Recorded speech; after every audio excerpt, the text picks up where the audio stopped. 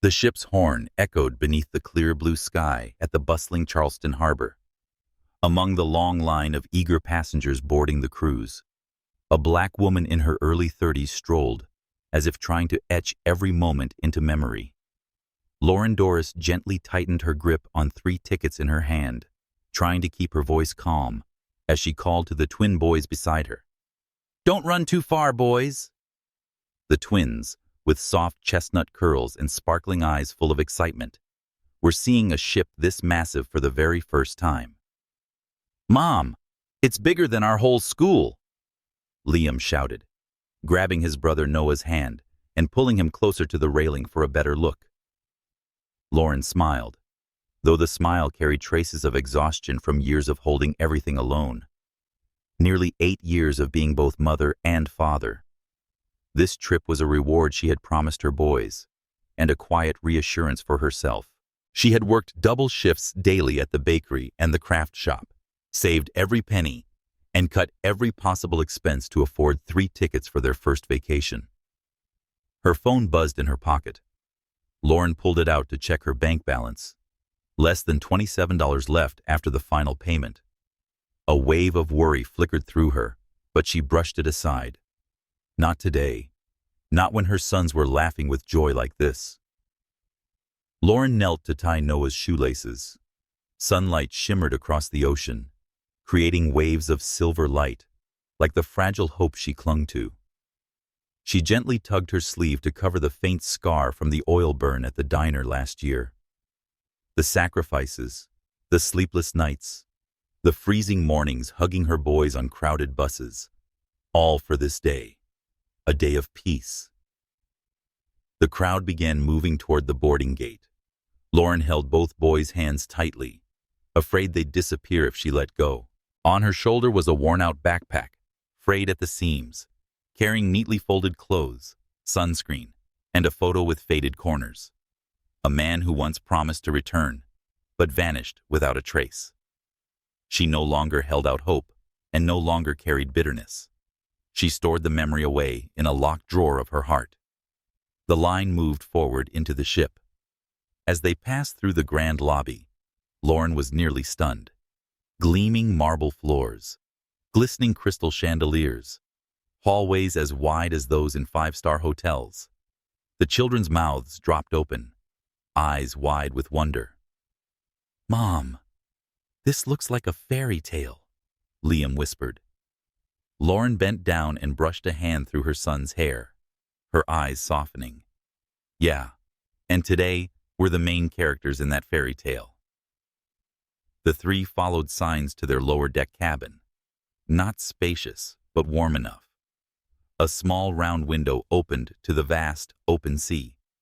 Liam and Noah ran ahead, arguing over who'd get which bed. Lauren laughed, the first real laugh she'd had in months. She hung up their little clothes, spread the blankets, and set out toothbrushes, building a temporary home in the ocean. Outside, music drifted from the main deck, where hundreds of passengers clapped and raised glittering cocktails. Lauren hadn't stepped out yet. She needed a bit of time to believe she was living a beautiful day, not just dream it up after a grueling shift. She opened her wallet and pulled out a small piece of paper scribbled with all the spots her boys wanted to explore on the ship. The pool, the game room, and the ice cream shop. "Mom, can we go on the water slide tomorrow?" Noah shouted, pointing at a promotional poster in the hallway. Lauren nodded and silently promised, "Even if it's just a week, I'll make it unforgettable for them." No one knew that in the VIP suite above deck, the man who vanished from her life was stepping out of a luxury sedan. Kyle Charles, the renowned CEO of a leading tech corporation, had just boarded the ship with a single goal: to finalize a multi-million-dollar contract. No one, not even he, could have imagined that this journey would unlock the door to memories he thought were buried, and pull them both into a whirlwind of fate that no one could have predicted. Have you ever believed a single journey could change your life? If you felt the quiet sacrifices of a mother, or saw the wonder in the eyes of children seeing the ocean for the first time? Leave a like to give Lauren and her boys a little more strength. Don't forget to comment where you're watching this story from, and follow the channel to see what happens next, when destiny begins to step into their lives. While Lauren gently guided her 2 children around the ship's deck, a sleek black sedan stopped at a separate entrance on the upper level, reserved exclusively for VIP guests. The driver stepped out first, circled, and opened the rear door. Then, Kyle Charles emerged, tall, composed, carrying the calm poise of a man well-versed in high-stakes negotiations. The early morning sunlight caught the ash-blonde hair, meticulously styled, and reflected off the Swiss watch on his wrist. His perfectly tailored charcoal gray suit only heightened the aura of cold elegance and distance. Even aboard a cruise labeled as leisure, Kyle exuded the constant tension of a CEO, each step deliberate, every glance calculating, and even his silences filled with unreadable intent. Behind him followed his assistant, a sharp-eyed woman with a sleek bob haircut, tapping rapidly on her tablet as she read the day's schedule in a soft but firm voice. The meeting with the Singapore delegation is still scheduled for tomorrow evening. However, there's been a minor issue. What is it? Kyle cut in, his eyes never leaving the large glass doors leading into the ship. The meeting lounge was assigned the wrong room number. I'll double-check with the coordination team. She paused when he responded only with a slight nod. Kyle said nothing. He wasn't bothered by minor mix-ups. He was too accustomed to operational glitches. What mattered was that he always stayed in control. Or, at least, he still believed he did. As he stepped into the cruise ship's grand lobby, a wave of attention immediately swept toward him. Some recognized him from economic news broadcasts. Others were drawn to the commanding presence he carried so effortlessly. But Kyle paid them no mind. He was used to the stares, and even more used to masking his real emotions behind an expression of near-detached composure. He accepted his room key from the receptionist, along with a map of the VIP area and a private itinerary. His suite, top deck, far right corner, with an unobstructed ocean view, was the perfect retreat for reviewing his materials before tomorrow's meeting. The soft scent of sandalwood filled the luxurious room when the door opened.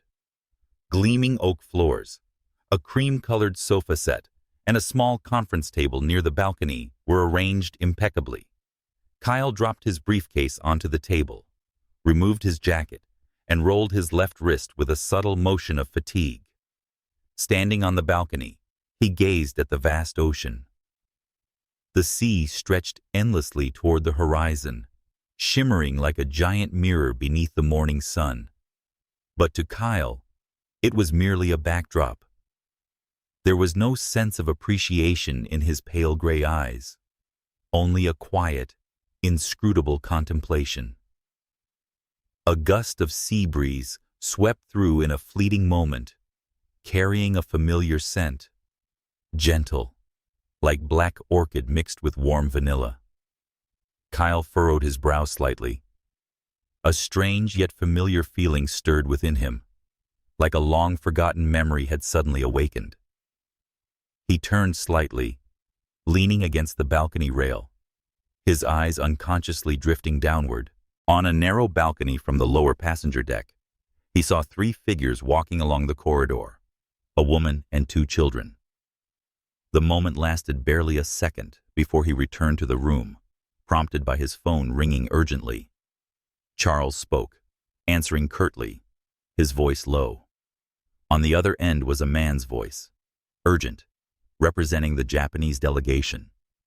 They were already at the next port and wanted to reschedule the meeting earlier. Kyle agreed without hesitation. Even finalized schedules were meant to be flexible. That was the rule in his world. Nothing was ever absolute. After the call, he returned to the table, flipping through documents prepared the previous week. But his mind was no longer focused. The image of the woman with a gentle posture and 2 boys with sun-kissed brown hair lingered at the edges of his vision. It's likely just a small family. A single mother, maybe. The thought triggered a strange emptiness in his chest. It was as if something important had been left behind long ago. And now, he didn't know how to go back and find it again. For reasons unknown, Kyle's hand instinctively reached into the inner pocket of his suit jacket, where he always kept a small item, an old handkerchief, its lace edges embroidered with the initials LD in faded silver thread. He had never forgotten her. Doris, the woman who once stirred his heart and made him imagine a life of peace beyond the business world. But he was out of ambition and calculation, and he had also pulled away without leaving anything behind, except a promise he never kept. "I'll be back soon." That sentence still echoed in Kyle's dreams, even though nearly 8 years had passed. He used to believe time would blur everything. Those regrets would eventually fade, until a breeze brushed past the balcony, carrying a warmth that felt just like that morning in New Orleans so long ago.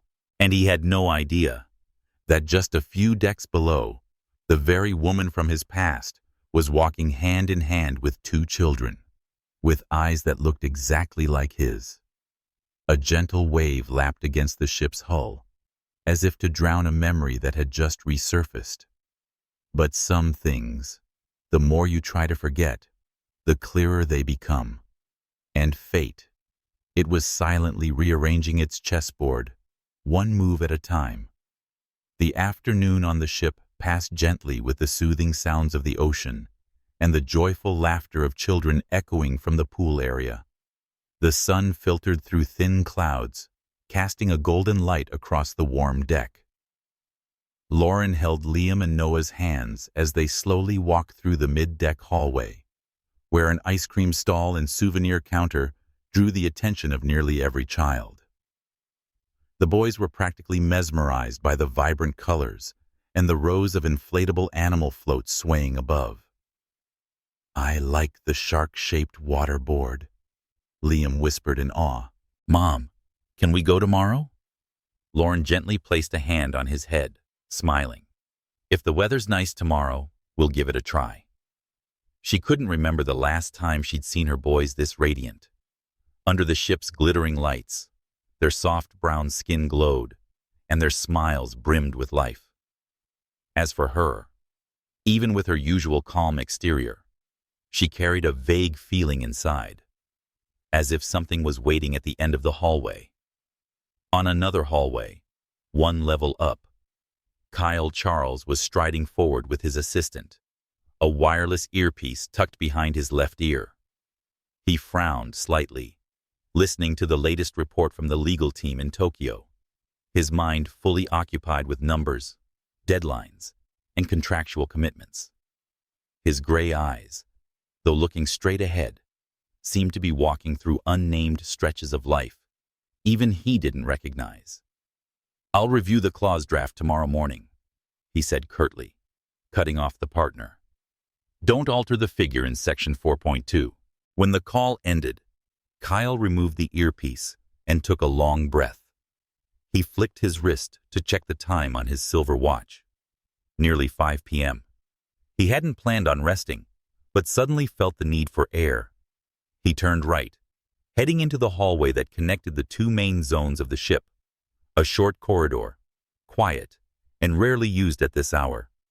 Ahead, the light from the glass windows slanted inward, stretching his shadow across the pale wooden floor.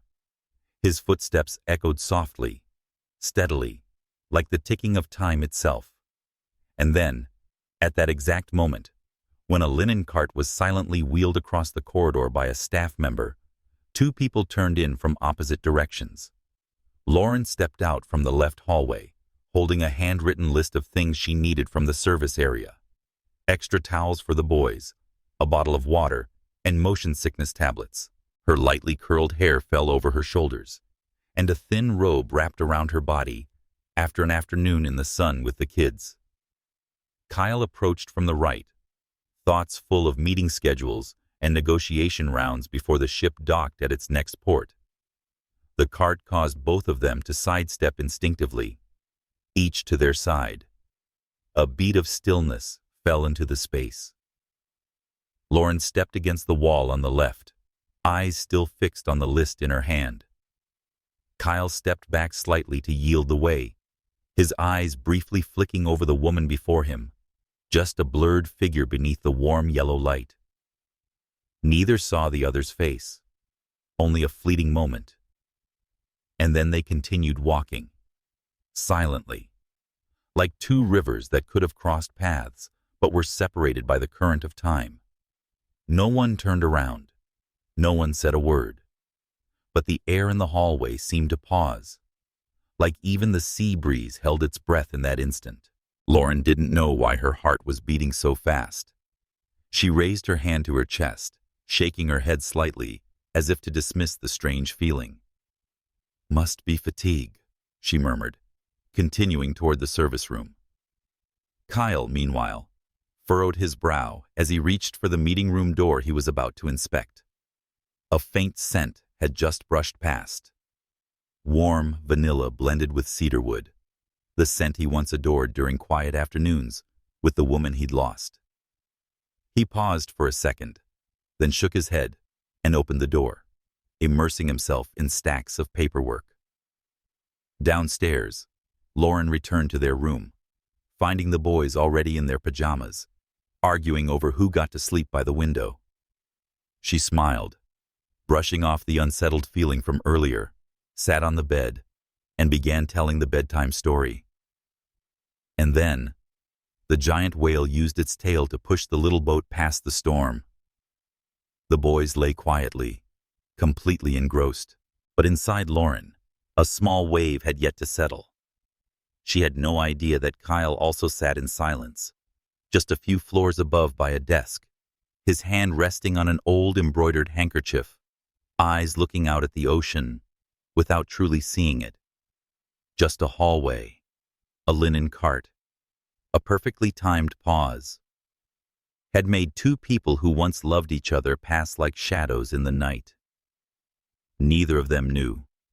Destiny had already played its first trick, and it had no intention of stopping. Nightfall blanketed the cruise ship in a gentle symphony. The soft lapping of waves against the hull and the distant murmur of the tide felt like a faraway dream. Dim yellow lights lined the corridor, their reflections glinting on the polished wood floor, casting a warm and silent scene like an old film playing in slow motion. Lauren closed the door to her cabin after checking one last time on the blanket tucked over her two sons. Liam and Noah had already drifted asleep, their dark brown hair tousled after a long day of play. Their faces held an innocent and achingly tender expression in the faint light spilling from the round window. Lauren stood still, watching them for a long moment, her fingers unconsciously clutching the hem of her thin nightgown, as if to hold on to the fragile peace surrounding her. She quietly stepped out of the cabin, intending to visit the nearby service room for a few extra warm towels and a cup of hot water. A small handwritten list was still clasped in her palm, the neat, underlined notes reflecting a habit she had developed since she began managing everything alone. At the far end of another corridor, Kyle also stepped out of his suite, having just reviewed the final notes for the meeting scheduled for the next morning. In his hand was a folder containing strategic documents and a small piece of paper. On it, the room number where he was to meet a key partner for an unofficial private discussion. It was an important event, meant to be discreet, arranged away from the main meeting areas. He walked down the hallway with steady steps, but inside his chest, his heart wasn't keeping its usual rhythm. Something stirred, not confusion exactly, but something unclear, like a deep ocean current threatening to rise. The door with the number written on the note appeared before him. Kyle knocked gently. No sound came from within. Perhaps they had already arrived. He didn't want to disturb them. Gently, he placed his hand on the doorknob and turned. It wasn't locked. A faint click sounded, and the door opened into a dimly lit, quiet, and peaceful space. It didn't look like a meeting room. Not at all. Kyle stepped inside. He first noticed the scent, a soft, powdery fragrance mingled with a hint of citrus, one he remembered from a distant shoulder. In the low light, he quickly registered the presence of small bunk beds, children's toys scattered on the floor, and a tiny pair of sneakers sitting by the doorway. Kyle froze. Then, from the bed to the right, a figure stirred.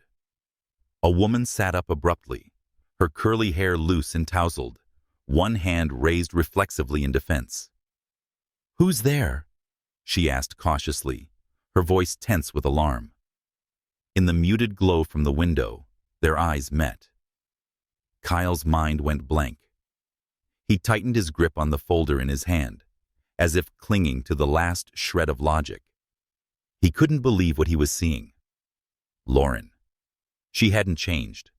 Her face was a bit thinner, her gaze no longer as soft as it once was, but there was no mistaking her.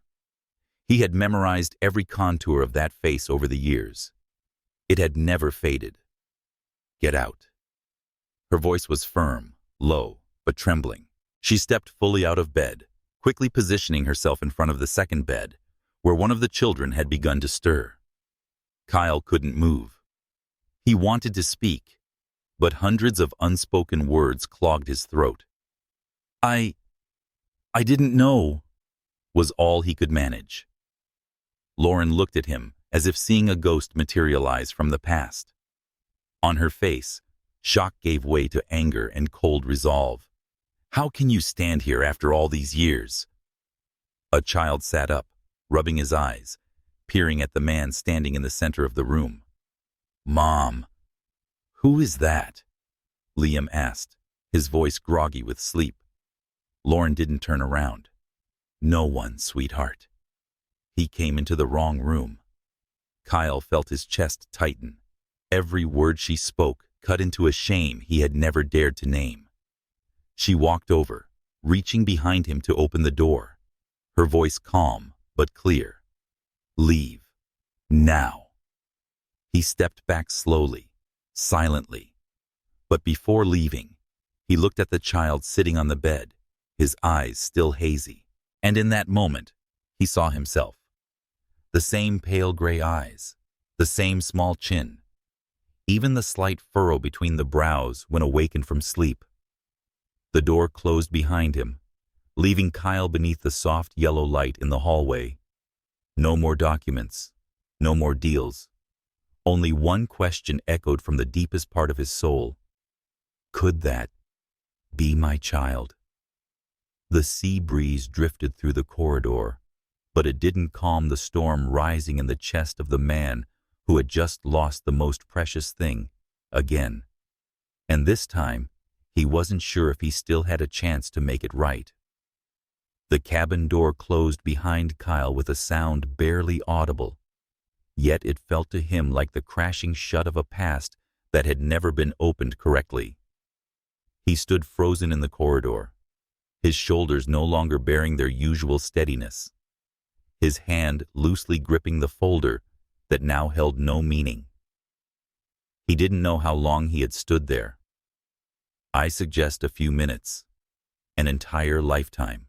Behind that door was Lauren, the woman he had once sworn to return to, once dreamed of building a quiet life with, and the same woman he had left behind, without a proper goodbye, only a long silence, and a promise drifting through a sea of strangers.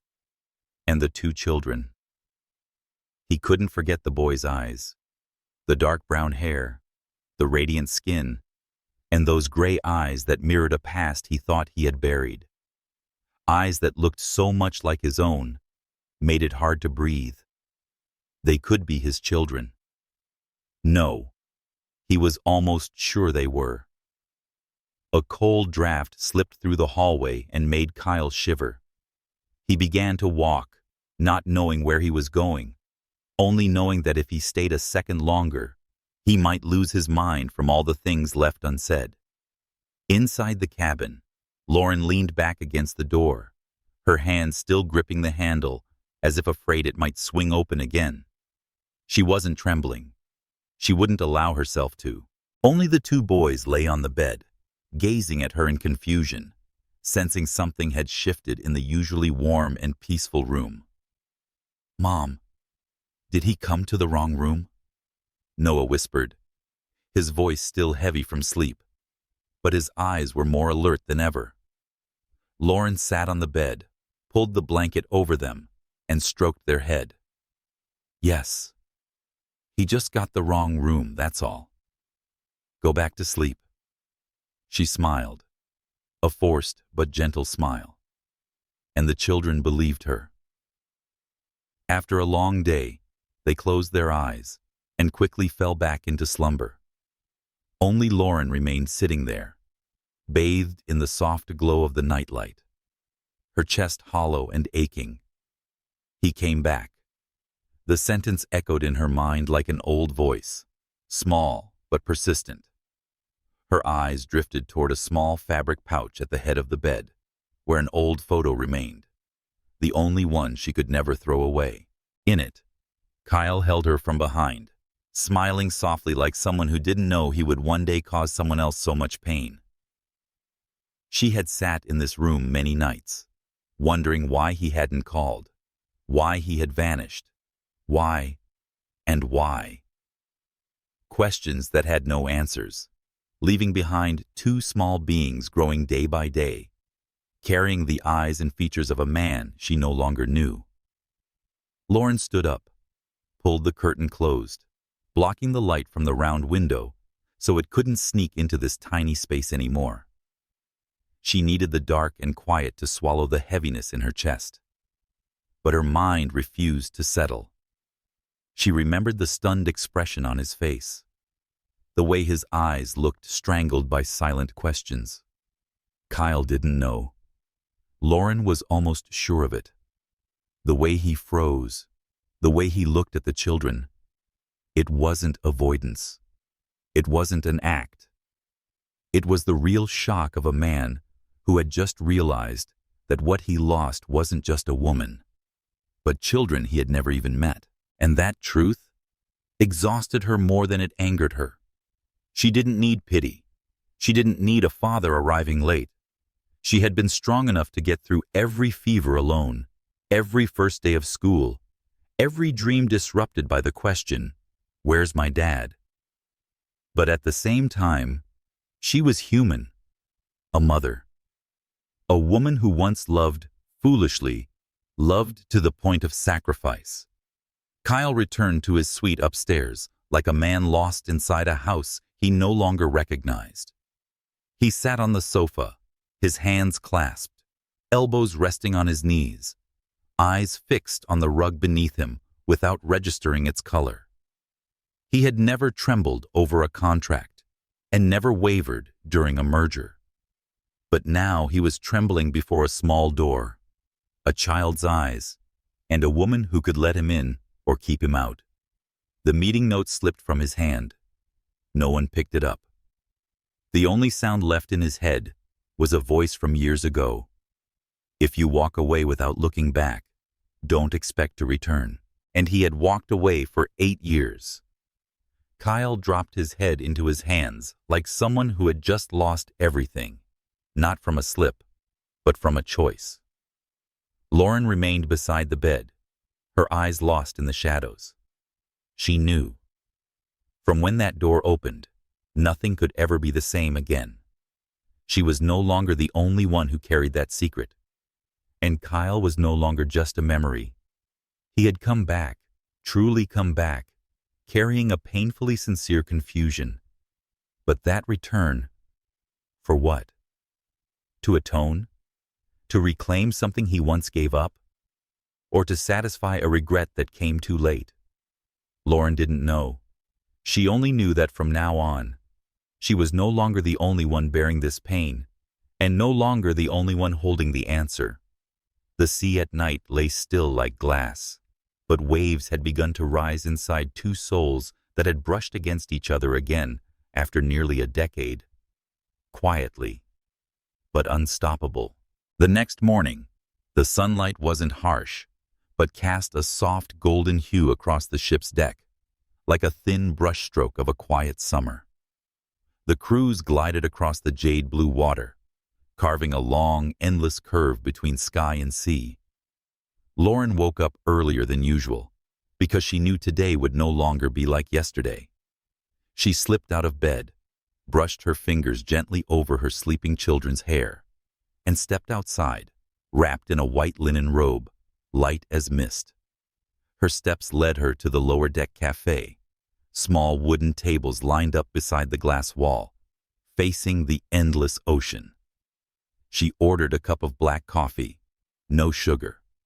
Sometimes, bitterness was the only thing that made you feel you were still truly alive. Lauren sat alone, sea breeze brushing against her neatly tied hair. Her hand rested on the still warm porcelain cup, but her palm remained cold.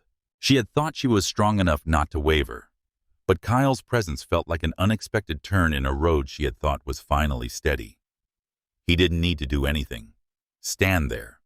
And the past came rushing back, dragging with it all the unnamed pain she had locked away. A quiet scrape of a chair at the following table startled her. It wasn't Kyle, just an elderly couple picking jam pastries for breakfast. Lauren exhaled slowly, trying to swallow the restlessness that was rising. On the upper deck, Kyle had also been up early. He hadn't been able to sleep. His eyes had stayed wide open all night, as if his brain were replaying every detail from that room. Lauren's stare, her words sharp as steel, and the child. He was used to running an empire, used to standing before hundreds of shareholders, steering strategy for thousands of employees. But never had he faced a child who might be his own, not knowing how many birthdays he had missed, how many first hugs he'd never given, how many fevers passed without a father's hand. Kyle wore a simple white shirt, collar unbuttoned. No tie, no armor between him and the panic that had come crashing in. He stepped out onto the balcony, gazing far into the horizon. The small handkerchief embroidered with LD was in his hand, the one he had kept all these years. He didn't know why he still carried it. Maybe because he had never truly let go. The truth was, back then, he'd had to choose between a young love with a girl who didn't belong in his world, and an offer he couldn't refuse, the CEO position, after his father's sudden death. Everything came too fast, and he was too young, too proud. He left without looking back. And when he finally wanted to return, everything had changed. Lauren had disappeared. Her old phone number had been disconnected, and her rented room had been taken by someone else. He had hired people to find her, briefly, but got swept up in obligations and eventually tucked the regret into a locked drawer. He thought she hated him. It would be fair. If he were her, he would have slammed the door too. But now, he wasn't the young man who backed away so easily. And those children, they might be his. That changed everything. Mid-morning, Lauren took the boys to the water play area. The sound of laughter, splashing water, and children's music from tiny speakers filled the air, just enough liveliness to drown out her heavy thoughts. Liam and Noah danced under the incredible jets, their eyes sparkling joyfully. Lauren sat on an extended bench nearby, holding a water bottle, her gaze never leaving them. For a brief moment, she felt like any other mother, worried, proud, and quietly aching, but still part of this vibrant, noisy world. She didn't notice that Kyle was watching from the upper deck balcony. He saw the three of them among the crowd, and despite everything logic told him, his eyes stopped in only one place. Noah's chubby cheeks when he laughed, Liam's focused eyes climbing the slide, and Lauren's tilted smile, the one he had once called home. He wanted to go down, say something, do something, but he wasn't sure he had the right. That afternoon, As Lauren returned to the room with her boys, she suddenly stopped at the door. An envelope was neatly placed on the doorknob. No sender's name, only 3 handwritten words. "Please, hear me." She picked it up, the cream-colored envelope faintly scented with a familiar cologne. She opened it. "Lauren, I don't know where to begin. All I know is, I no longer deserve to say I miss you. But if I ask you for one thing, please let me talk to you. Once. Not to justify, not to ask for forgiveness, but so you don't have to carry it alone anymore. Kyle." Lauren gripped the letter tightly, her eyes drifting toward the distant sea framed by the window across the hallway. The ocean was still as blue as ever, but her heart had cracked like the waves crashing against it. The letter wasn't long, but it carried the weight of years. And inside Lauren, something shifted. Not a weakness, but the reopening of a door in her memory that had never truly closed.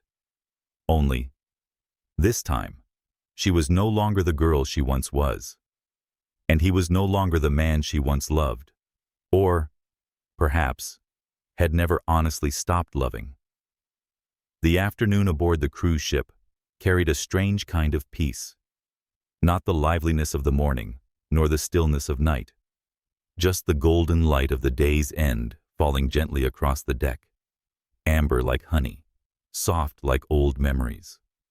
The sea continued to murmur, as if whispering secrets only those who had once lost their past could understand.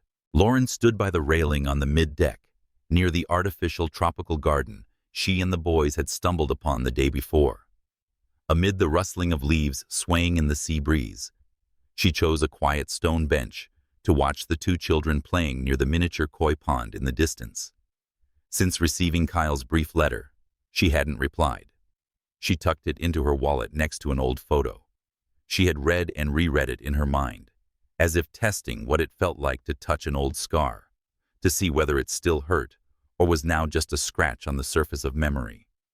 She had once believed that if Kyle ever returned, she would turn away coldly, and she would need no explanation.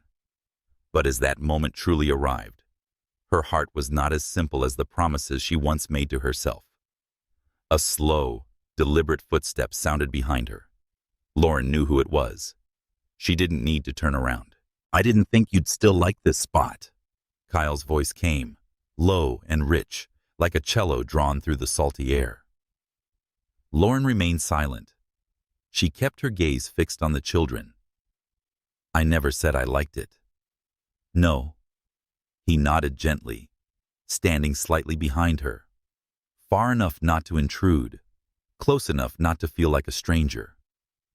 "But back then, whenever you were tired, you'd lean against the balcony window and close your eyes. You thought no one noticed." Lauren curled her lips faintly. "You missed more than just that." Her words weren't sharp, but they cut deep into the distance between them. Kyle didn't react. He sat down on the stone bench across from her, his posture composed, hands resting lightly on his thighs, his eyes not meeting hers immediately. "I didn't know," he said, his voice hoarse, "that you were pregnant. And what if you had?" Lauren turned to him, looking him directly in the eyes for the first time. "Would you have given it all up? The career, the reputation, your family legacy?" "I'm not stupid, Kyle. I knew you were choosing back then, and you chose." Kyle didn't flinch. "I chose wrong." The reply was so short that Lauren paused a beat. In the golden glow of sunset cast across Kyle's face, she could see his eyes weren't the same. They no longer held that arrogant gleam, nor the wholeness she once remembered. Something had been taken from him. Maybe it was the years she had carried alone. "You can think whatever you want," she said calmly and slowly. "But those kids, they're not a burden you can use to redeem yourself. They're my life. Everything I built when you chose not to look back. I didn't come to claim fatherhood," Kyle said softly. "I want to know what I missed, and if it's possible, to give something back, if you'll let me. Lauren let out a faint laugh, though it carried no joy. Do you have one meeting? A few with kind words about the midnight fevers? The times Liam asked about a father he's only seen in crayon drawings? And me? I've had to be both mother and father for 8 years. Kyle, I don't need anything from you anymore. Silence settled over them. Only the koi gently gulping water and the sea wind rustling through the leaves could be heard. Kyle bowed his head. I understand. But may I ask one thing? Noah and Liam, do they know about me? Lauren gently shook her head. I once planned to tell them, when they were old enough not to hope. But then, I was afraid. Afraid of the disappointment in their eyes. Fearful they'd ask why you weren't there. And I didn't want to invent a lie. But I wasn't strong enough to tell an incomplete truth. Kyle closed his eyes for a long moment. His hands clenched on his thighs. Something inside him shattered, but without a sound. I want to meet them, he whispered, almost pleading. Not as a father, just someone they know. An older friend, if that's okay with you. Lauren said nothing. She looked out toward the pond, where Liam laughed loudly as Noah splashed water on his shirt. Those 2 boys were her entire world, and she had done everything to protect them, from disappointment, people who left, and promises that weren't kept. But today, in Kyle's eyes, something made her hesitate. She didn't answer right away.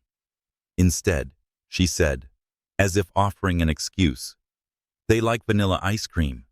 Bring 2 cups if you walk past the water play area tomorrow at 3 p.m. No ice. Who knows? Maybe you'll bump into them. And with that, she stood up and walked away. Kyle didn't call after her. He watched her figure blend into the retreating sunset at the edge of the ship's deck. A promise, unspoken, had just been placed between them. And this time, he wouldn't lose the chance again. Even if he had to stay distant, he still wanted to witness the smiles of the 2 children he should have held in his arms 8 years ago. Because sometimes, redemption isn't found in words, but in a quiet presence, long enough for someone to stop being afraid. The afternoon on the cruise ship passed slowly, like a soft jazz melody. The sea breeze drifted gently through the corners of the hallway, making the sheer white curtains sway in the sunlight. At 10 minutes to 3, Kyle Charles stood in front of the lower deck ice cream counter, where children's laughter mingled with the delicate clinking of spoons against ceramic cups. He wore a simple navy blue shirt, sleeves rolled up, collar unbuttoned. His hair was slightly tousled from the ocean breeze, but his eyes remained clear and calm. Perhaps for the first time in years, he didn't feel the need to be a CEO, didn't need to be the powerful man surrounded by headlines. Just a man, quietly waiting for 2 cups of plain vanilla ice cream. Here you go, sir. The staff member smiled as she handed him the cups. 2 classic vanilla scoops. No toppings, no ice. Very traditional. Kyle nodded, returning the smile. Thank you. Exactly as expected. He turned, carefully holding the 2 cups as if carrying something fragile, easily breakable. His steps led toward the water play area at the back of the ship, where splashing water and joyful squeals rose like a cheerful childhood greeting. Lauren had arrived early. She chose a bench beneath some trees, just far enough to observe her children without drawing attention. Liam and Noah played among a group of kids, chasing each other between the water slides and animal-shaped fountains. Their laughter bright, as if the world contained nothing but the sound of splashing joy. She hadn't told them that someone unfamiliar would be dropping by today. No promises were made. She only gave her usual instructions. Don't go too far. Dry off when you're done playing. Mommy will be right over there. But inside her, every second ticked down like an invisible clock. When Kyle appeared, Lauren saw him immediately. He strolled, afraid of breaking the rhythm unfolding before him. In the slanted sunlight, he looked tall and steady, not showy, not hesitant. Just a man trying quietly to step into a world he had once left behind. Kyle saw the children before he saw Lauren. Liam was helping his younger brother climb the slick playmat, his face glowing. Then Kyle froze. For a moment, all sound around him seemed to mute. He saw those gray eyes with a touch of brown, identical to his. He saw the way Noah scrunched his nose when he laughed, the way he tilted his head while talking, even Liam's clumsy run. All details like fragments from a memory reimagined in two small bodies. He didn't realize how long he'd stood still until a drop of melted ice cream slipped down his wrist. Lauren approached. She said nothing, reached out, and took one of the cups from his hand. "They'll take it if it's from me," she said quietly, her gaze not meeting his. Kyle nodded. He wasn't sure he could speak in that moment without his voice shaking. Lauren called Liam and Noah over. They ran up, soaked and laughing loudly. "Mommy's got ice cream for you too." "Really?" Liam cheered. "Vanilla?" She nodded, handing one cup to Liam, the other to Noah. "From Mommy's older friend." The boys turned to look at Kyle. First glances are always quiet assessments. Children instinctively judge through their eyes before words. "Who are you?" Noah asked directly, his eyes lit with curiosity. Kyle crouched down to their level, offering a gentle smile. "I'm Kyle, someone who knew your mom when she was very young. I was pretty silly then, so I didn't get to meet you two sooner." Noah blinked. Liam tilted his head, then asked, "Do you know what kind of ice cream Mommy likes?" Kyle nodded softly, like making a promise. "Vanilla. No ice, no toppings, just like you." Noah giggled. "That's what I like too." "Then I guessed right," Kyle replied, his eyes shining with a quiet emotion he couldn't hide. Liam went silent momentarily, then asked softly, as if testing, "Then, do you know Mommy used to dream of being a painter?" Lauren flinched. That question sliced clean through the invisible space between them. Kyle didn't need to think. "I do. Your mom used to draw a lot in her sketchbooks when she was sad and happy, but she was shy about showing her work. She was afraid people would see her heart too clearly." Lauren turned away, hiding a long blink. Liam nodded. He didn't ask anything else. That answer may be enough for him. The first meeting didn't last long. After finishing their ice cream, the boys ran off again, leaving Kyle and Lauren standing together, like two silent notes at the end of an unfinished song. "Thank you," Lauren said softly, eyes following her children. "I should be the one thanking you." She said they'd ask me tonight, with her fingers brushing her left wrist out of reflex. "And I'm not sure what to say. There's no rush. I want to be around. Just a little, if you'll let me." Lauren said nothing. The sea breeze swept gently across her shoulders. Then, after a pause, she nodded. "Tomorrow, 10 a.m. Children's Library. They have story time and drawing. They love it." Kyle smiled, a gentle smile. Not forced, not eager. "I'll be there on time." Lauren walked away, leaving Kyle standing in the golden afternoon light. His heart was no longer a machine counting time. It was relearning how to feel, how to wait, and most of all, how to truly show up for the ones he should have loved from the beginning. Today was vanilla ice cream. Tomorrow, maybe a fairy tale.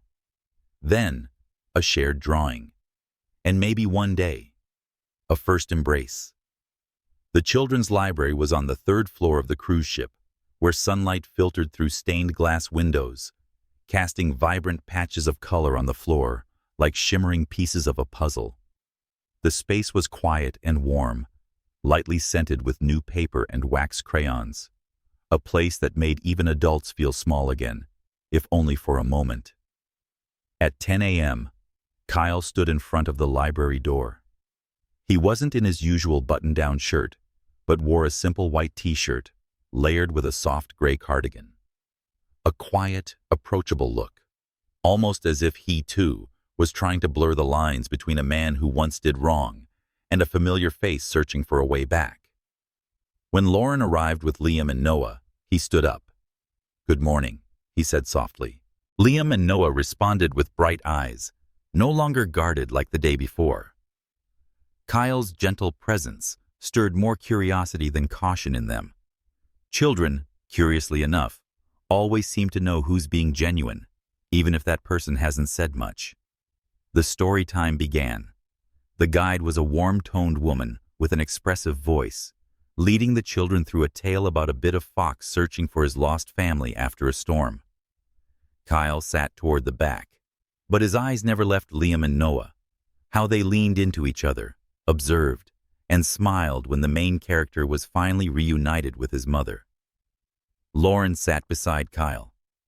They didn't speak for nearly 15 minutes, but that silence became a fragile, steady bridge, like the slow sinking of two heartbeats, trying to find their rhythm again after years apart.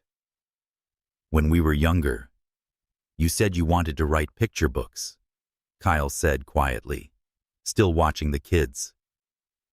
Lauren tilted her head, a faint smile forming. "I once drew a flying turtle, remember? You said it was unrealistic." "I was wrong," Kyle exhaled. "I just didn't realize how vast your world was."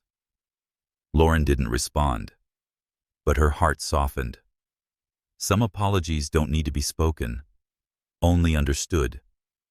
And maybe this was one of those moments. After the story, the children were handed crayons and blank sheets to draw their favorite characters. Liam and Noah quickly chose a table by the window. Kyle walked over and sat down beside them. "Do you know how to draw too?" Liam asked, coloring in the fox's orange tail. "I used to," Kyle chuckled, "but I wasn't perfect. If it's okay with you, may I color with you?"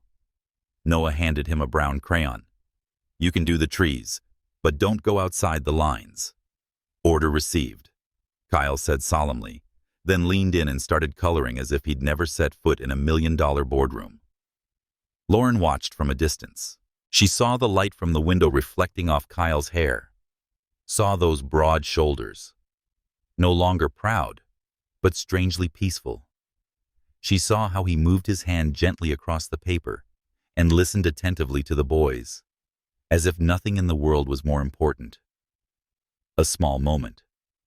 But for her, it was enough to blur the edges of countless lonely nights. Enough to nudge open a door that had remained shut for 8 years. That afternoon, they had lunch together at the family buffet. Kyle suggested sitting at the same table, and Lauren agreed. Not because she had forgiven him, but because her heart was testing its capacity to open again, carefully, with boundaries. A trial for all three of them. The meal was simple: spaghetti, fruit salad, and orange juice. Noah chattered non-stop about the fox and a talking backpack he added to the story. Liam was quieter, but occasionally glanced at Kyle, curious, as if seeking confirmation of something he didn't yet have the words to express. "Uncle Kyle," Liam asked suddenly while slicing watermelon, "do you have a family?" Lauren flinched slightly. The question was unexpected, but Liam's tone was as light as a breeze. Kyle paused. He set down his fork and looked at the boy. "I have a mother, but I've never had a family of my own." "Because you were too busy working," Noah chimed in. "Yes," Kyle nodded, smiling softly. "I was too busy and missed a lot of essential things." Liam lowered his head, saying nothing. But in his eyes, something shifted. Not forgiveness, but acknowledgement. And Lauren, watching Kyle closely, saw something different too. She didn't see him as the past for the first time on this journey. He was becoming part of the present, for her, for their children.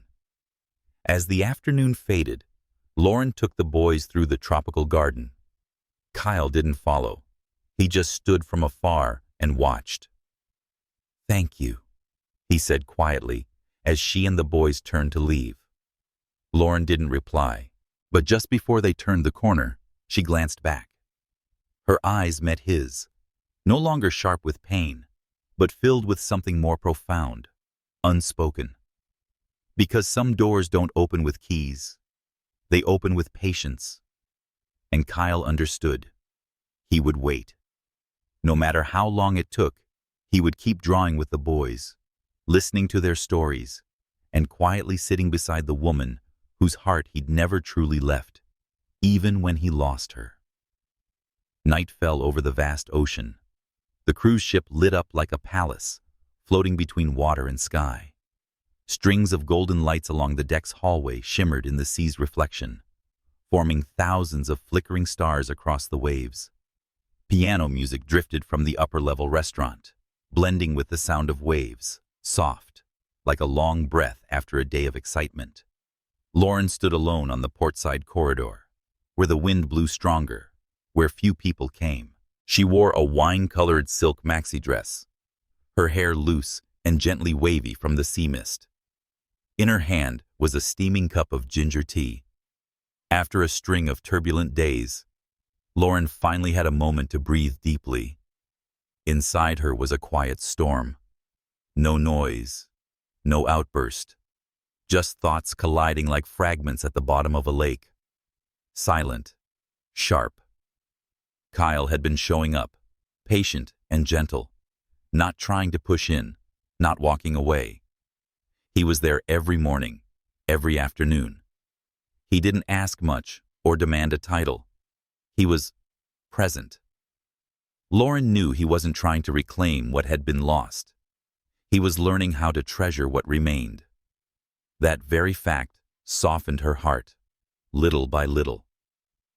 That evening, a jazz party was held on the central deck. No grandeur, no fanfare, just an outdoor concert with candlelight and muted laughter. Lauren hadn't planned to go. She no longer found joy in social events like she had in her 20s. But Liam and Noah, exhausted after a day of play, had fallen fast asleep. And when she looked out from her balcony, where saxophone notes floated in the air, where couples swayed gently to slow jazz, something within her stirred quietly. She arrived late. The party was already halfway through when she stepped into the breezy space. Round tables draped in white linens, wine glasses gleaming under golden lights. An older musician brushed the keys, creating familiar and new melodies, like telling an old love story through music. Kyle stood at the far edge, holding a glass of red wine, eyes quietly fixed on the stage. He wasn't looking around, didn't seem to be searching for anyone. Lauren almost turned to leave, but then his eyes landed on where she stood. They looked at each other. No smile, no wave, just a gaze, deep, unhurried, and sincere enough to make Lauren's heart skip a beat. "I didn't think you'd come," Kyle said when she walked over. "I didn't think I would either," she replied gently. They stood silently momentarily, letting the music fill the spaces where words might have been. "I once attended a party like this in Italy," Kyle said slowly. "I sat alone all night, listening to the piano because I missed you." Lauren tilted her head. "You make it sound like I'm a piece of music." "Am I wrong?" Kyle smiled. "Sometimes you're as gentle as a cello, other times as sharp as a violin, but always the kind of sound I can't walk away from." Suppose it made her laugh if he'd said that 8 years ago. But now, it was like a small cut, not painful, but still stung. She said I dreamed of a night like this, eyes gazing at sea. When I was younger, I imagined myself in a pretty dress, someone holding my hand and stepping onto a dance floor. A small dream. But then you disappeared, and I had to learn to dream alone. Kyle said nothing. He didn't apologize. This wasn't the time for hollow words. Instead, he held out his hand, palm open, waiting. Lauren looked at it for a long moment. In that instant, she saw her 20-year-old self again, the girl who once naively believed in the light in that man's eyes, who once waited for calls that never came. She took a deep breath, then placed her hand in his. They stepped onto the dance floor, where a few couples moved slowly under the night sky. The moonlight poured silver trails across the ocean, like someone had dropped a string of glowing pearls onto the water. Kyle touched Lauren's back lightly, as if touching something sacred. She rested her hand on his shoulder, not meeting his gaze, her eyes fixed on the middle of his shirt collar, the spot where she once rested her head, back when she loved him unconditionally. Their steps fell into sync with the music, slow, balanced, neither led nor allowed. They drifted together to a unspoken rhythm wish. I had known when enough was enough, Kyle whispered. Enough love, enough holding on, enough pausing before I lost you. Lauren closed her eyes, and I wished I had been strong enough not to hope. Kyle didn't respond. He held her hand tighter, not to cling, but to say he was here. When the final song ended, Lauren stepped out of his arms first. She stood upright, gazing at him as if trying to memorize his face, storing it in a private drawer within her heart. We can't erase the past, Kyle, she said, but maybe we can sit with it without trembling when we turn the pages. Then she turned and walked away, not waiting for a reply. Kyle remained alone on a stage where the music had just ended, but inside him, a melody had just begun. Not a hurried love song, but a slow piece, mature, aching, and reaching to the very bottom of his soul. And this time, he would listen until the very end. The next morning, the rain came unexpectedly, not violent, not torrential like a wrathful storm, but just a thin drizzle like a lace curtain, falling steadily on the ship's deck, leaving droplets streaming down the glass panes. Lauren stood by the window in the warm cabin, holding a cup of hot black coffee, her eyes tracing the winding streams of rain on the glass. Liam and Noah were still asleep on the bed, curled in a cream-colored comforter. Like the silent sighs inside her heart, rain tapping on the window frame created a quiet rhythm. Last night, she had danced with Kyle, let herself lean into a memory she thought she had buried, and opened her heart, even if only for the length of a song. And it wasn't because she was weak. It was because, for the first time in 8 years, she felt like she could let her guard down without the fear of shattering. But then, morning brought her back to reality. Kyle still didn't know the full extent of what she had gone through, and Lauren still wasn't sure if her heart was strong enough to let him back in. Not just for the children's sake, but for herself. The rain postponed all outdoor activities. The indoor play area became crowded. Children ran and laughed throughout the enclosed space. Lauren sat reading on a bench near the entrance, occasionally glancing over at Liam and Noah, who were playing with building blocks alongside a few new friends. Kyle entered, carrying the familiar scent of oak wood and sea breeze. He wore a charcoal sweatshirt, his hair slightly damp from the rain. Lauren closed her book and wedged one finger between the pages when their eyes met. "Good morning," he said softly, his voice as deep as the rain outside. "Morning," she replied, her gaze pausing at the damp hem of his shirt. "I brought some donuts for the kids, the kind with white chocolate filling and almond crumbles that Liam likes." He held up a small paper bag, A silent gesture that he had been watching, remembering. Lauren said nothing, only nodding lightly. She didn't stop him from approaching, but didn't encourage it either. What they had now was fragile, like condensation on glass.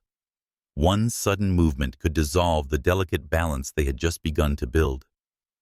Kyle sat down beside her, keeping a respectful distance. The silence stretched between them, but it wasn't heavy. Sometimes, some questions need careful arrangement before being released. "Lauren," he finally spoke, eyes still on the children. "I want you to tell me about those years, not to reopen old wounds, but to understand." She was silent for a long moment. Then she set the book aside and turned to face him. "Are you sure you want to hear it?" she asked. "What you've imagined will be much easier to bear." Kyle nodded. "I want to hear it with complete respect." Lauren leaned back against the bench, her hands intertwined in her lap. "When I found out I was pregnant," she began, her voice steady like the surface of a lake, "I thought about calling you. I lifted the phone many times, but I remembered the look in your eyes when you left each time. Cold.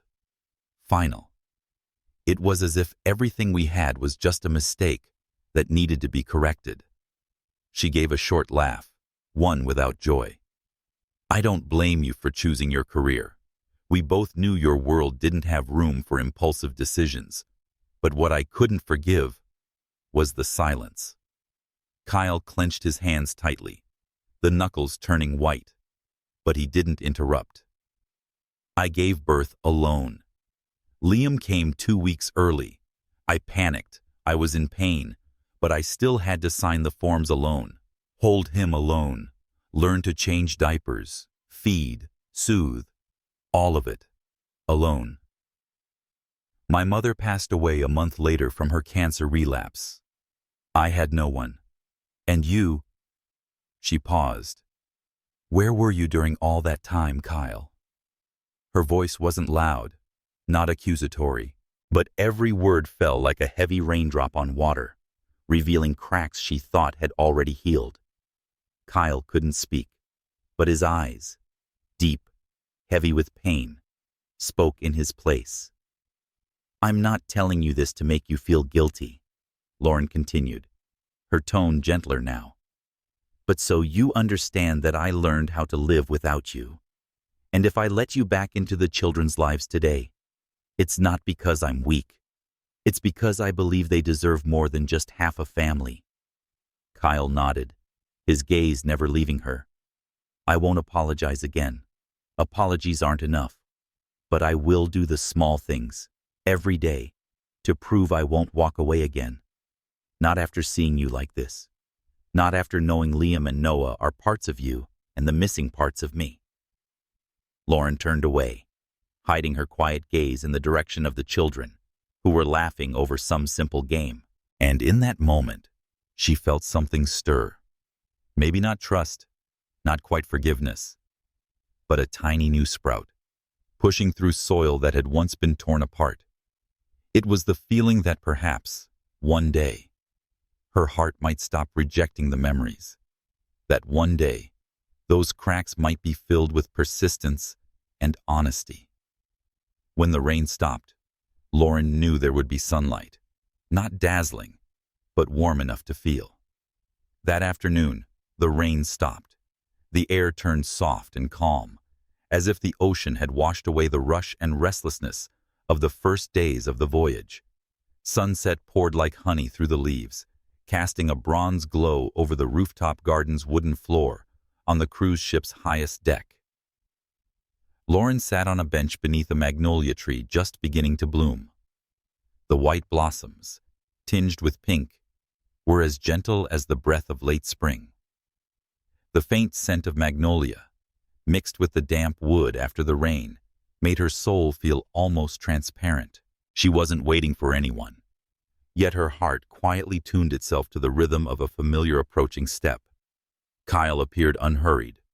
He wore a light, sand-colored linen shirt, holding 2 glasses of pomegranate juice, the kind Lauren used to like but hadn't had in a long time. He placed one glass on the small stone table between them, then sat beside her, keeping a respectful distance, just close enough to be present, just far enough not to weigh her down. "You still love magnolias," he said, his voice deep, like wind blowing in from the sea. Lauren nodded, her fingers brushing the petals, which were still damp with dew. "They remind me of home, of the little porch where my mom used to sit and read every afternoon." "I remember," Kyle said softly. "And I still remember the embroidered magnolia handkerchief you made for me, the day I signed my first big contract." Lauren smiled lightly, tilting her head.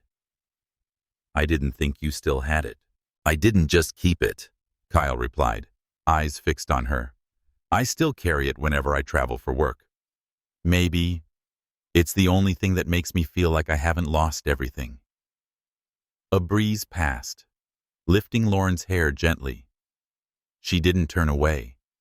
She stayed still, letting the old memories drift by. Not sharp anymore, not resentful.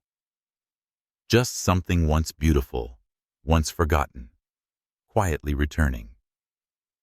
A while later, Liam and Noah ran up to them, fresh from their art class, their hands still smudged with paint. Kyle bent down to wipe their hands with wet tissues, naturally surprising Lauren. "What did you draw today?" he asked, his voice as soft as waves brushing the ship's side. "I drew a family," Noah answered quickly. Mom, a kid, and a man are standing behind them, tall, wearing sunglasses because he doesn't like the sun. "And you?" Kyle turned to Liam. Liam didn't answer right away. He handed his drawing to his mom, then looked up at Kyle. "I drew a tree. Its trunk had a crack, but a new sprout grew from that crack." Lauren froze. Her eyes met Kyle's, and she knew he understood too. "Who do you think the tree is?" Kyle asked gently. Liam thought for a moment, then replied, "It's Mom. But if Mom is the tree, then you're the rain. 'Cause without rain, trees can't grow new sprouts."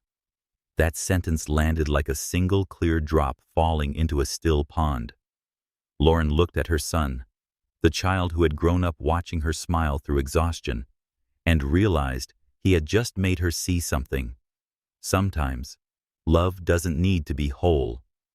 That cracks, absences, mistakes, if seen with new eyes, could become the soil for forgiveness and rebirth. That night, Lauren found a handwritten letter gently placed under her door. Kyle's handwriting is careful, precise, and familiar, like her heartbeat from another time. "Lauren, I'm not writing this to persuade you of anything. After today, I have realized that you don't mean I can fix everything I broke. It means learning to stand beside you, whether or not you choose to forgive me. I am no longer the man who left you, but I may not deserve to return either. I only ask that you don't refuse my presence, not as a shadow of the past, but as someone who hopes to belong to your present. If you were a magnolia that blooms slowly, I'll sit beneath that tree, waiting for each petal to fall, no matter how many seasons it takes. Kyle." Lauren folded the letter, her heart clenched, not from pain, but from emotion. No one had ever written her words like that. Words without begging, without promises, only quiet, steady resolve. She stepped onto the balcony and looked at the starry sky, realizing the clouds had drifted away.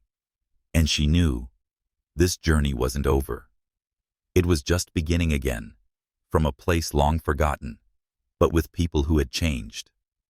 From now on, she might still be cautious, still afraid of being hurt. But Lauren would no longer close her heart. Because in the golden hush of sunset, under the magnolia tree, she had seen the look in Kyle's eyes. Not the gaze of a man who once left, but the gaze of someone who had finally learned how to stay. Tuesday night. On the main stage of the cruise ship, a grand gala was held under the theme, The Journey of Rebirth, an annual highlight of this luxury voyage. Under radiant golden lights, guests dressed in glittering evening gowns raised their glasses in celebration, mingling with music and laughter. Lauren wore a sapphire blue gown, the thin silk fabric gently hugging her graceful frame. Her hair was neatly swept into a low bun, revealing her elegant neck and the proud features of a woman who had learned to rise from ruin. She hadn't planned to attend the gala, but the organizers had unexpectedly sent a special invitation for her and the children, along with a short note. "We want to honor inspiring journeys," Lauren accepted, partly out of curiosity, partly from a vague feeling that something was about to be revealed. Across the room, Kyle, in a classic black tuxedo, stood quietly under the lights. He didn't seek Lauren out right away. He watched in silence. From the moment she walked in, with calm, confidence, and a beauty both understated and radiant, he realized he had never truly understood this woman. And that very fact only made him love her more with each passing day. The gala began with a video montage introducing the guests of honor and the journeys they had taken. When the screen faded into an image of a black woman holding two twin boys in her arms, the background music slowed. A journey that began with loss. The host's voice rang out. A single mother, a woman who overcame everything to build a home for two children. We honor her not just for her courage, but for the way she inspires those who once thought they'd lost all hope. Lauren froze. It was an image of her from 3 years ago, taken during a community fundraiser at the preschool where Liam and Noah attended. A simple photo, yet it carried everything she had endured: loneliness, resilience, and an unwavering refusal to stop hoping. Applause echoed throughout the hall.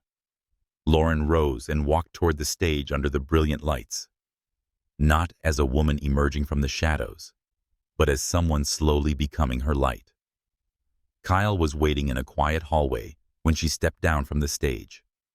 The soft glow from inside spilled onto the marble floor, casting the silhouettes of two people silently facing each other. "You were the one who sent that video?" Lauren asked, surprised. Kyle nodded. "I wanted them to see a story worth telling, not one about pain, but about how you overcame it." Lauren said nothing. Something inside her began to melt, a thin layer of ice that had lingered far too long. Kyle added that, "I don't want you to think I'm using the kids or pity to win anything back. But if the whole world knows how strong you are, I can't be the one who looks away." Just then, a voice rang out from behind. "So touching, Kyle. But did you forget who paid for this trip?" Both Lauren and Kyle turned. A blonde woman stepped out of the shadows. Scarlet dress, crimson lips, and an icy gaze sharp as a blade. It was Victoria Langley, one of the major shareholders of the corporation Kyle used to run. Lauren furrowed her brow. Kyle's hands clenched. "You have no right to interfere in my personal life," he said. "Personal life?" Victoria scoffed. "You brought a woman and 2 children to the middle of a multi-million-dollar cruise project launch. The board is buzzing. And you're here, drowning in nostalgia?" Lauren froze. "Project? Launch?" Kyle opened his mouth, but Lauren raised her hand to stop him. "Can you explain this?" Her voice wasn't loud, but it quieted the entire hallway. Kyle took a deep breath. "I was going to tell you. I didn't know Victoria would come early. Initially, this trip was a scouting tour for our company's new luxury cruise line project. But after I found out you and the boys would be on board, I turned it down." Victoria laughed. "Turned it down? You think they'll let you walk away that easily?" "Don't forget, Kyle, you still hold a significant share. If you quit, they'll crush you by tomorrow." Lauren looked at Kyle, emotions swirling. "So in the end, she asked softly.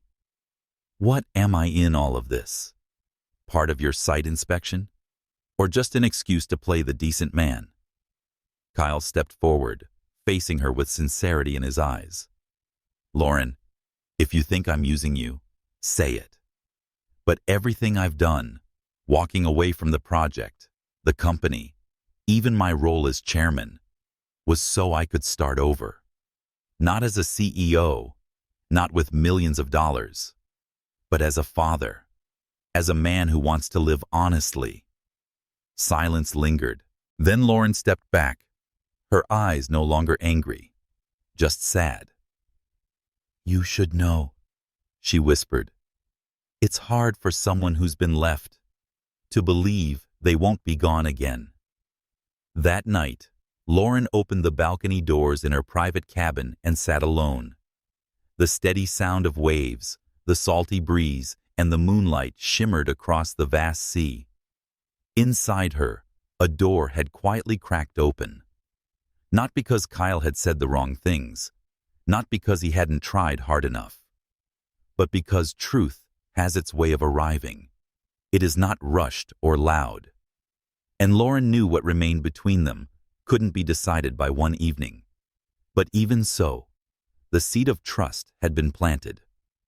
The only question now was, did she have enough courage to wait for it to bloom? One more time. Tuesday night. On the cruise ship's central stage, a grand gala was held under the theme, The Journey of Rebirth, the annual highlight of this luxury cruise line. Under brilliant golden lights, guests in shimmering evening gowns raised their glasses in celebration, blending into the music and laughter. Lauren wore a sapphire blue evening gown, the sheer silk fabric gently hugging her graceful figure.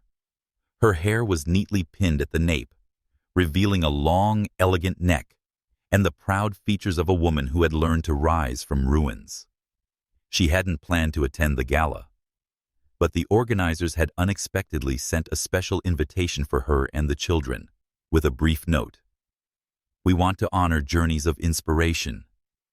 Lauren accepted, part out of curiosity, part from a vague feeling that something was about to be said. Across the room, Kyle stood silently beneath the lights in a classic black tuxedo. He didn't seek Lauren out immediately. He observed in silence. From the moment she entered, with calmness, confidence, and a radiant and straightforward beauty, forward, he knew he had never truly understood her, and it was precisely that which made him love her more each day. The gala began with a video introducing the honored guests and their journeys. When the screen shifted to an image of a black woman holding two twin children in her arms, the background music slowed. A journey that began with loss, the host narrated. A single mother, a woman who overcame everything to build a home for two children. We honor her not just for her courage, but for how she inspires those who thought they had lost all hope. Lauren froze. It was a photo of her from 3 years ago, taken at a community fundraiser at the preschool where Liam and Noah attended. A simple photo that held everything she had been through: solitude, resilience, and unwavering hope. Applause echoed through the room. Lauren rose and stepped onto the stage under brilliant light, not as a woman emerging from the shadows, but as someone slowly becoming her light. As she exited the stage, Kyle waited in a quiet corridor. Light from the ballroom cast soft reflections on the marble floor, where the two stood silently facing each other. You sent that clip? Lauren asked, unable to hide her surprise. Kyle nodded. I wanted them to see a story worth telling, not a story about pain, but about how you overcame it. Lauren remained silent. Something inside her began to thaw slowly, a thin layer of ice that had been there too long. Kyle continued. I don't want you to think I'm using the kids or people's sympathy to win anything back. If the whole world sees how strong you are, I can't be the one who turns away. Just then, A voice called out behind them. How touching, Kyle. But did you forget who paid for this trip? Both Lauren and Kyle turned around. A blonde woman stepped from the shadows. Fiery red dress, red lips, eyes as cold as a blade. It was Victoria Langley, one of the largest shareholders in the company Kyle once led. Lauren frowned. Kyle clenched his fists. You have no right to interfere in my matters, he said. Personal? Victoria scoffed. You brought a woman and 2 kids to the center of a multi-million-dollar tourism project launch. Rumors are flying all over the boardroom. And you're here, drowning in the past?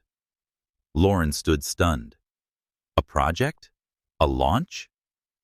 Kyle began to speak, but Lauren raised her hand to stop him.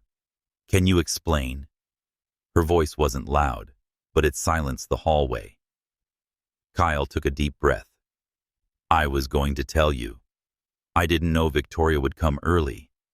This trip started as a survey for the company's new cruise line venture, but when I knew you and the kids would be here, I walked away from the project.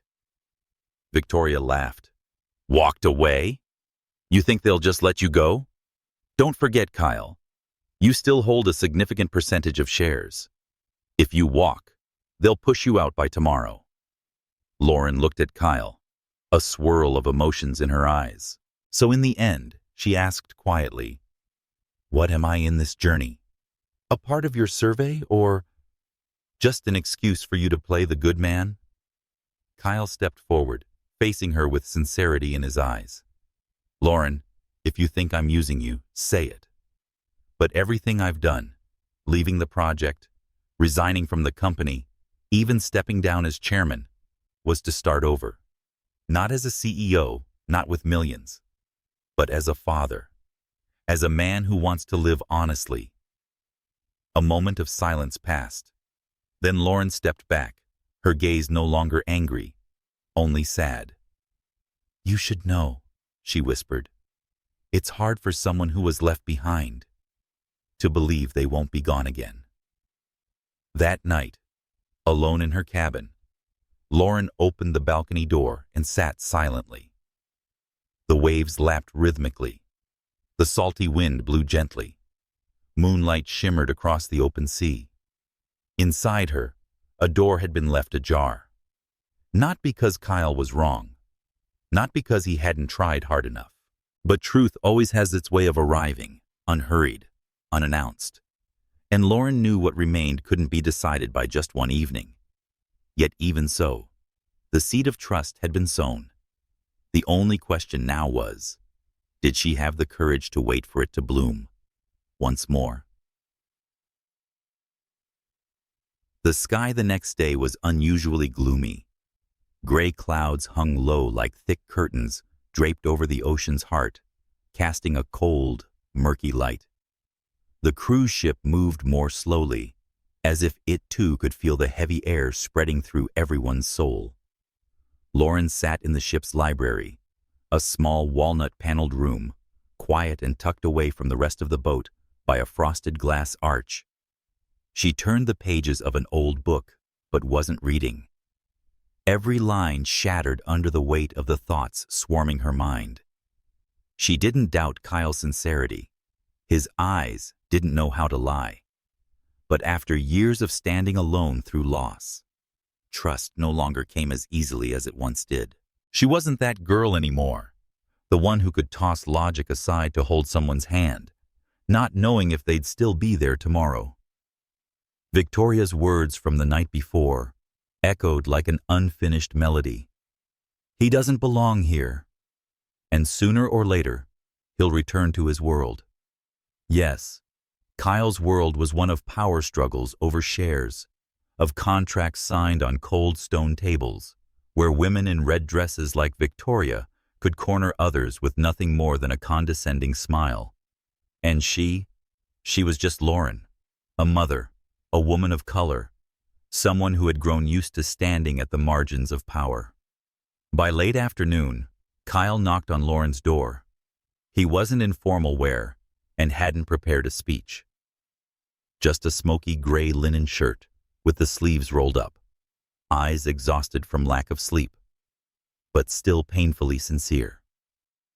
"I want you to come to the deck with me," he said softly, for a few minutes. Lauren looked at him for a long time, then nodded. The deck was empty. The deck was wind whipped hard, carrying the scent of salt. In Kyle's hand was a folder tied with a brown silk ribbon. "I officially signed my resignation letter this morning," Kyle began, placing the folder in her hands. "I've sold all my remaining shares in the company. The cruise project will be handed over to the new board. And I am no longer the CEO." Lauren stared at the stack of papers. Her eyes trembled, as if she couldn't believe what she was hearing. "Why?" she asked, her voice nearly choking. "Because if being with you and the kids has to begin with letting something go, I want to be the first to let go," Kyle replied, without hesitation. "Not because I'm weak, but because I'm tired of living by other people's expectations. I want a small life, a real home, a dinner table with 4 seats, a morning spent walking the kids to school, and if I'm lucky, a woman to love the way you once loved me, without calculation, without fear." The wind grew stronger. Lauren raised her hand to hold back her hair, while inside her, everything swayed. She knew a man like Kyle, born into a world of power and wealth, didn't give it all up easily. And when he did, it wasn't to impress her, or to make amends, but because he had made a clear choice as someone who finally knew what mattered most. Kyle continued, "I'm not asking you to forgive me in a day, a week, or even a month. I ask that you don't close the door. Let me stay.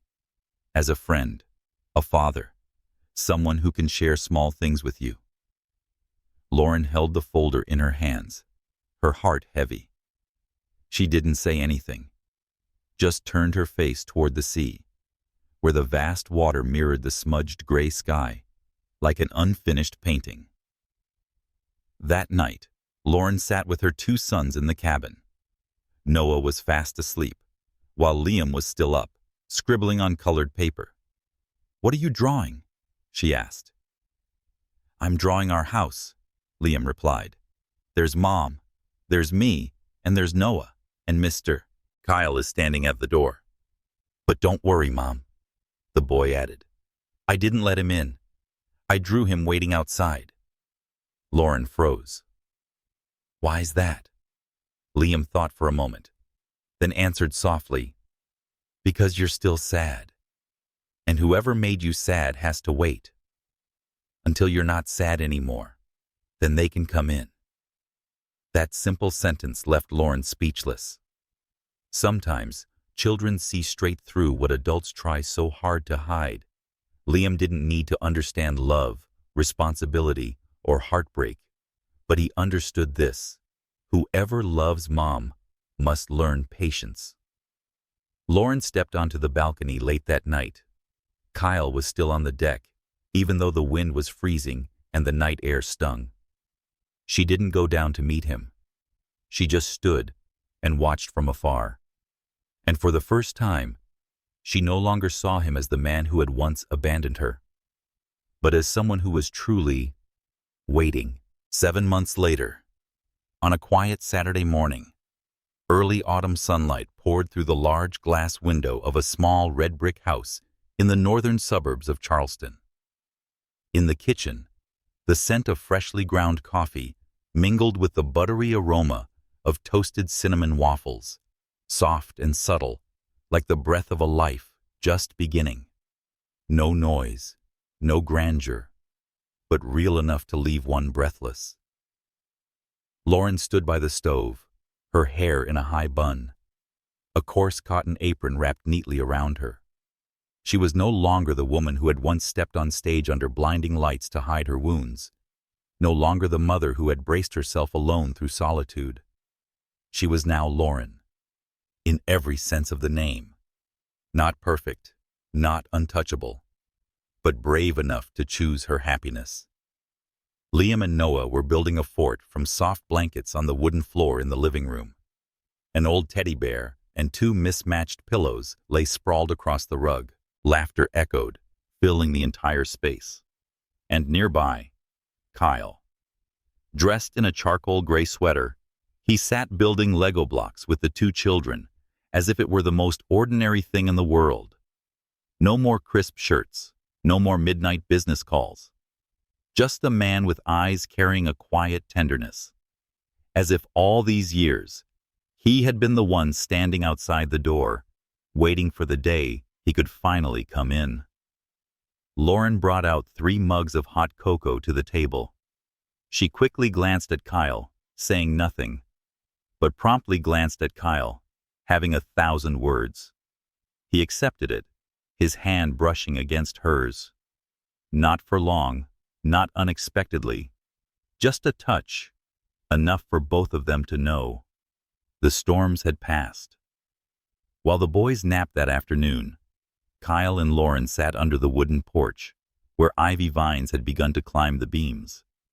She leaned against his shoulder, her hand resting gently in his, no longer trembling or hesitant. Kyle whispered, "Maybe all the losses in the past were meant to teach us how to hold on to the present better." Lauren nodded, eyes half closed, lips gently curved. "I used to think I'd never trust anyone again," she replied. "But then you didn't say too much. You just quietly stayed." "Because I left once," he said, tightening his grip on her hand. "So this time, I wasn't going to ask to come in. I would wait for you to open the door." She turned to look at him, eyes filled with the light of someone who had forgiven, not because someone begged, but because she knew she deserved peace. "The door's already open, Kyle, since you let go of your title and stood in the rain with me that day." That evening, the whole family gathered around the dinner table. A simple meal, roasted chicken, steamed vegetables, garlic bread. But the candlelight on the table glowed like the silent wedding of a family healed by time, by choice, and by love that asked for nothing in return. Liam laughed when Kyle told him Mommy Lauren nearly burned a birthday cake. Noah ran to hug Lauren mid-dinner to whisper, "I like having Daddy Kyle in the house." Lauren didn't answer. She only bent down and hugged her son tightly. In that moment, her eyes shone brighter than any chandelier ever hung in a gala hall. The story of Lauren and Kyle didn't end with a lavish wedding or flowery vows. In the mornings, they woke up together under honest sunlight, with the sound of children laughing behind a wooden door. Kyle quietly brewed her coffee each morning, and she made his sandwich exactly how he liked it. Extra mustard, light mayo. Because in the end, happiness isn't a destination. You make a choice each day, an option to stay, even when things are imperfect. Kyle made that choice, and this time, Lauren chose him too. The end.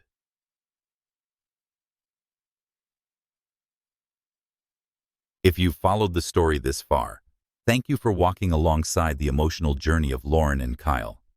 Their story isn't a fairy tale. It's an authentic slice of love, pain, and forgiveness.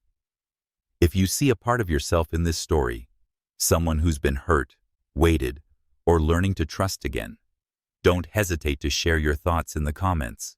It was as if you felt moved by this gentle ending. Follow the channel to catch more heartfelt stories. One day, your healing journey might make you the main character.